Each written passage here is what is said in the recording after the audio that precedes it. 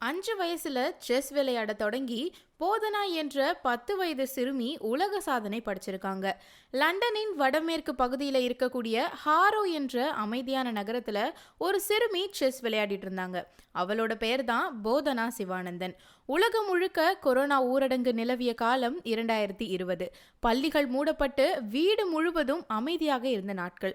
அப்பாவோட நண்பர் ஒருத்தர் இந்தியாவுக்கு திரும்பும்போது சில பொம்மைகள் புத்தகங்கள் கொண்ட பைய கொடுத்தாரு. அந்த பையில செஸ் போர்டு செஞ்ச மாயம்தான் இது. போதனா அப்பாவுடன் இணைஞ்சு விளையாட தொடங்கினாங்க. முதல்ல ஒரு விளையாட்டு, அதுக்கப்புறம் டெய்லியும் விளையாட தொடங்கியிருக்காங்க.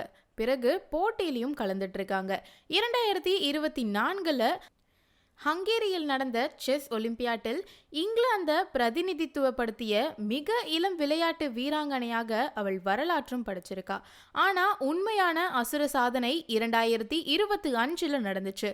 லிவர்பூலில் நடந்த பிரிட்டிஷ் சதுரங்க சாம்பியன்ஷிப் இறுதி சுற்றுல 60 வயதான கிராண்ட் மாஸ்டர் பீட்டர் வெல்ஸை வீழ்த்தியிருக்காங்க. உலகெங்கும் இருக்கக்கூடிய செஸ் விளையாட்டு குடும்பங்கள் வியந்து பார்த்தது. ஏன்னா அந்த நேரம் போதனாவின் வயது 10 வருஷம் 5 மாசம் 3 நாட்கள் மட்டும்தான்.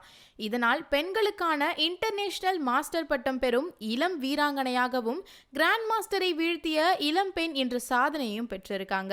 அவளோட கனவு இன்னும் உயரத்துல இருக்கு.